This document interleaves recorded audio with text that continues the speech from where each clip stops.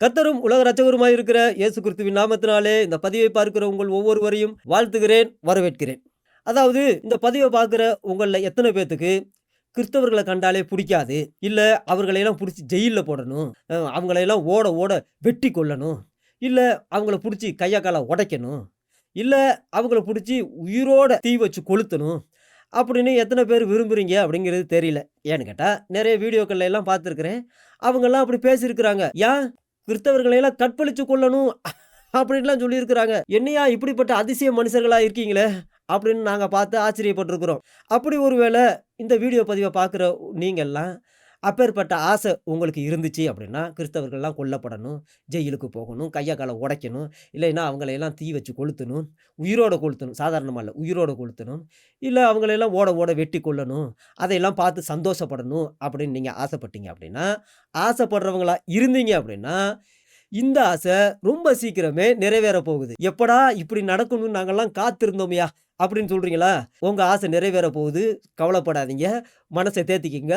சந்தோஷமா இருங்க. இப்படிப்பட்ட ஒரு சந்தோஷமான விஷயம், நீங்க ஆசைப்பட்ட விஷயம் இந்த உலகத்துல நடக்கும். அது ரொம்ப சீக்கிரமா நடக்க போகுது அப்படிங்கிறத ஒருத்தர் சொல்றாரு.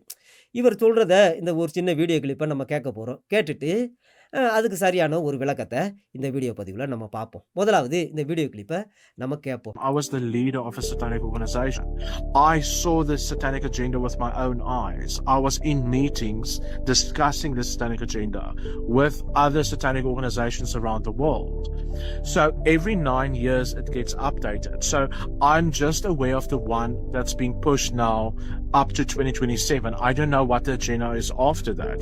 But what I've seen with my own eyes and the online conferences that I've been in with other satanic leaders, this is what's going on at the moment.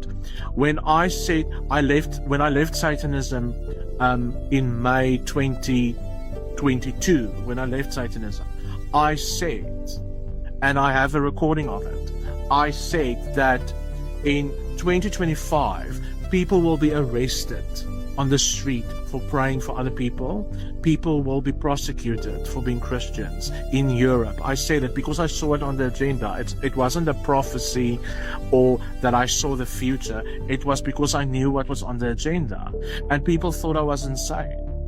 So I'm saying today that in 2027, there's going to be a one world religion that will be the acceptable and the only religion around the world that will be legal, and it's not going to be Christianity. அதாவது இவர் ஒரு சைட்டானிக் ஆர்கனைசேஷனுடைய தலைவரா இருந்திருக்கிறாரு.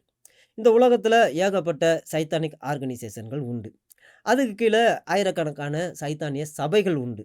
எப்படி இந்த உலகத்துல கிறிஸ்தவ ஆர்கனைசேஷன்கள் உண்டோ, அதுக்கு கீழ ஆயிரக்கணக்கான சர்ச்சுகள் உண்டோ, அவங்க எப்படி இயேசு கிறிஸ்துவ ஆராதிப்பாங்களோ, அதேபோல இவங்களும் சைத்தானிக் சபையில சாத்தான ஆராதிப்பாங்க. கிறிஸ்தவர்கள் எப்படி துதிச்சு பாடி ஆராதிக்கிறாங்களோ, அதே போல தான் அவங்களும் சாத்தான துதிச்சு பாடி ஆராதிப்பாங்க. அப்படி ஒரு ஆர்கனைசேஷனுடைய தலைவரா இருந்தவர் தான் இவரு. இவரு இப்ப ரட்சிக்கப்பட்டிருக்கிறாரு. இவரு ரட்சிக்கப்பட்ட உடனே பிசாசானவனுடைய அஜெண்டா என்ன அப்படிங்கிற ஒரு விஷயத்த சொல்லியிருந்தாரு. அதாவது 2022ல இவர் சொன்னாரு. 2025ல இந்த ஐரோப்பிய உலக நாடுகள்ல நடக்கப் போகிற ஒரு கிறிஸ்தவர்களுக்கு விரோதமா நடக்கப் போகிற ஒரு விஷயத்த சொல்லியிருந்தாரு. அதாவது கிறிஸ்தவர்கள் ரோட்ல நின்று பிரசங்கம் பண்ணாலோ, இல்ல மற்றவர்களுக்காக ஜெபம் பண்ணாலோ, இந்த ட்ரக்ஸ் சம்பந்தமான விஷயங்கள கொடுத்தாலோ, கிறிஸ்தவ ஆக்டிவிட்டீஸ்ல எந்த ஒரு விஷயங்கள செய்தாலும் அவங்க கைது செய்யப்படுவாங்க. கைது செய்யப்பட்டு ஜெயில்ல போடப்படுவாங்க. அத விட என்ன கொடுமை அப்படின்னா, கிறிஸ்தவங்களா இருக்கிற ஒரே காரணத்துக்காக தேவையில்லாத அவங்க மேல வழக்கு தொடர்ந்து கேஸ் போட்டு அவங்களும் ஜெயிலுக்கு போகிற ஒரு பரிதாப நிலைமை உண்டாகும்.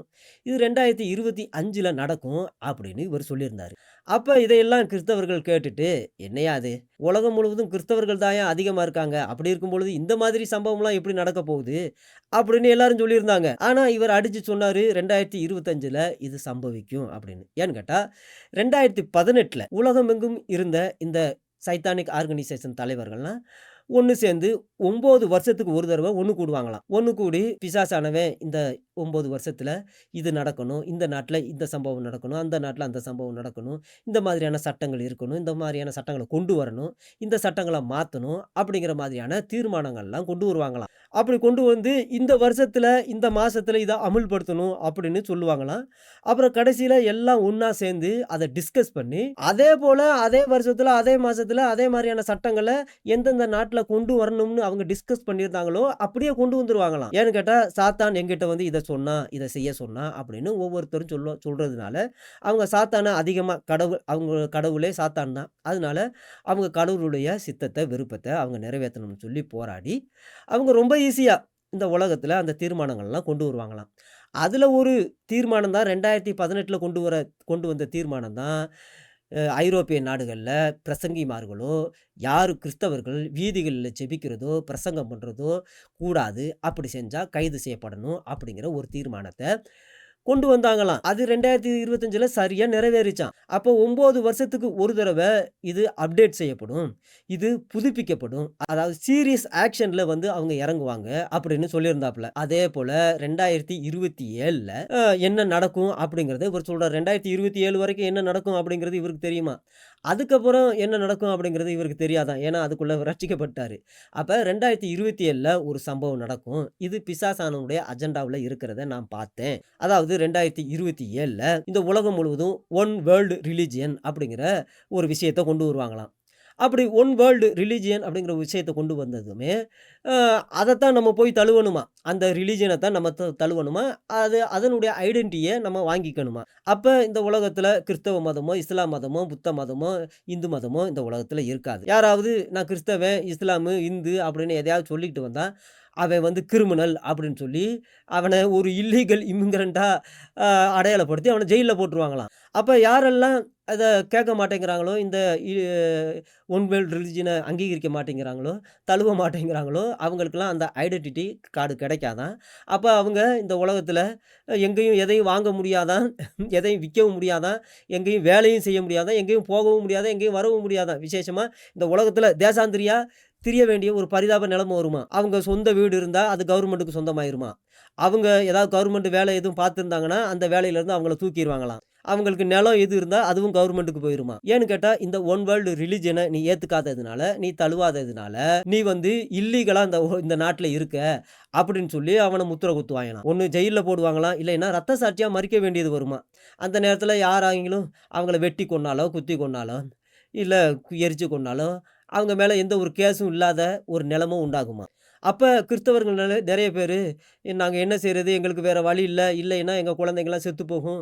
நாங்கலாம் பட்னியா கிடக்கோம் அப்படின்னு சொல்லி, அந்த ஒன் வேர்ல்டு ரிலிஜியன போய் அங்கீகரிப்பாங்களாம். அந்த நேரத்துல உள்ள சர்ச்சுகள் எல்லாமே மார்க்கெட்டுகளா, அ கம்பெனிகளா, ஏதாவது வேலை செய்ற இடங்களா மாறி போகுமாம். அப்ப கிறிஸ்தவ ஆர்கனைசேஷன்கள், ஸ்கூல்கள் எல்லாமே அந்த ஒன் வேர்ல்டு ரிலிஜியனுக்கு சொந்தமாயிருமாம்.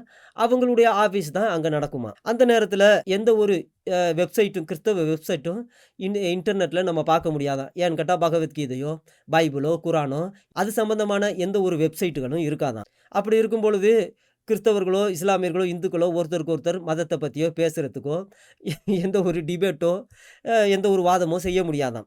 அப்படி ஒரு வேள ரோட்ல நின்டுகிட்டோ, இல்ல மத்தவங்க கிட்டயோ, சோசியல் மீடியாவிலயோ அவங்க கிறிஸ்தவ மதத்த பத்தியோ, இஸ்லாம் மதத்த பத்தியோ பேசுனாங்க அப்படின்னா, உடனே அவன கைது பண்ணி ஜெயில்ல போட்டுருவாங்களாம். ஏன்னு கேட்டா, இது வந்து ஒன் வேர்ல்டு ரிலிஜியன். அ அதனால யூனிட்டியா இருக்கணும் அப்படின்னு சொல்லி, எல்லா இஸ்லாமிய நம்பிக்கை, விசுவாசம், இந்து மத நம்பிக்கை, விசுவாசம், கிறிஸ்தவ மத நம்பிக்கை, விசுவாசம் இதையெல்லாம் ஒழிச்சு கட்டிட்டு, ஒன் வேர்ல்டு ரிலிஜியன தான் நீங்க ஆதரிக்கணும். அங்க என்ன சொல்லப்பட்டிருக்கோ, அதத்தான் நீங்க கேட்டா போதும். அப்படி இந்த உலகத்துல சந்தோஷமா, சமாதானமா நம்ம வாழலாம். இல்ல அப்படின்னா, மதத்துக்காக நீங்க ஒருத்தருக்கு ஒருத்தர் அடிச்சுக்கிட்டு சாவீங்க. அப்படிங்கிற மாரி தான் கொண்டு வருவாங்களாம் இந்த சட்டத்த. ஏன்னு கேட்டா, இந்த 2025லயே உலகம் முழுவதும் இந்த புண்ணியவான்கள் பண்ணுகிற கொடூரம், இது வந்து சாட்சியாம். அடுத்த வருஷம் இது பயங்கர வீரியமா மாறி போகுமாம். எங்க பார்த்தாலும் இந்த இஸ்லாமியர்கள் பயங்கர கொடுமைகள, கொடூரங்கள அரங்கேத்திக்கிட்டே இருப்பாங்களாம். இந்த விஷயத்த தடுக்கிறதுக்காகவே, இப்படி மதச்சண்டை உண்டாகுறத தடுக்கிறதுக்கு இன்னைக்கு இன்டர்நெட் ஃபுல்லா அதே தான். எங்க பார்த்தாலும் முடிஞ்ச வரைக்கும் நம்ம கிறிஸ்துவ அறிவிக்கிறோம். இல்லையா, இது இந்த புண்ணிய மாத்திர உள்ளது, கலாச்சார சீரழிவு அப்படின்னு சொல்லிக்கிட்டு இருக்கோம். இதனால ஏகப்பட்ட குழப்பங்களும், பிரச்சனைகளும் உண்டாகும். அப்ப இதையெல்லாம் தடுக்கிறதுக்காகத்தான் நாங்க வந்து ஒன் வேர்ல்டு ரிலிஜியன கொண்டு வந்தோம். அதாவது சத்தியத்த மாத்திட்டு இவங்க ஒரு விஷயத்த கொண்டு வருவாங்க. அத எல்லாரும் ஏத்துக்கணும். அதுதான் ரகசிய பிசாசானவனுடைய அஜெண்டா. அப்ப இந்த சட்டம் கொண்டு வர்றது வந்து எதுக்காக அப்படின்னா, சமாதானத்த கொண்டு வருகிற மாதிரி தான் இருக்கும். ஆனா, இது ஒரு பயங்கரமான ஒரு வஞ்சகம் அப்படிங்கிறது கிறிஸ்தவர்களுக்கு மட்டும் தான் தெரியும். அந்த நேரத்துல நெறைய கிறிஸ்தவர்கள் ரத்த சாட்சியா மரிக்க வேண்டியது வருமா?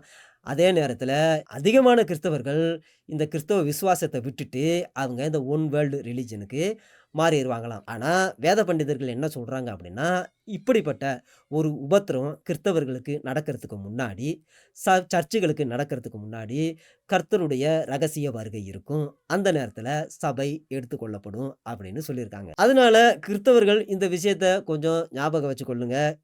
2027 ஒரு பயங்கரமான ஒரு ஆபத்தான ஒரு வருஷம் கிறிஸ்தவர்களுக்கு. அப்படி வேத பண்டிதர்கள் சொல்லுகிறபடி இயேசு கிறிஸ்து 2026ல வரல அப்படின்னா, வசமான ஒரு பிரச்சனையில மாட்டிக்கிட்டோம். இல்ல வந்துட்டாரு அப்படின்னா, அதுக்கு ஆயத்தமாக்கப்பட்டவ எடுத்துக்கொள்ளப்படுவாங்க. கைவிடப்பட்டவங்க வசமா மாட்டிக்கொள்ளுவீங்க. அதனால கிறிஸ்தவர்கள் கொஞ்சம் எச்சரிக்கையா இருந்து, புத்தி உள்ளவர்களா இருந்து, அந்த சாத்தானிக் அஜெண்டாவுல போய் மாட்டிக்கிறாம, கர்த்தருடைய வருகைக்கு உங்களை ஆயத்தப்படுத்திக் கொள்ளுங்கள். கர்த்தர் தாமே உங்களை ஆசீர்வதிப்பாராக. ஆமென்.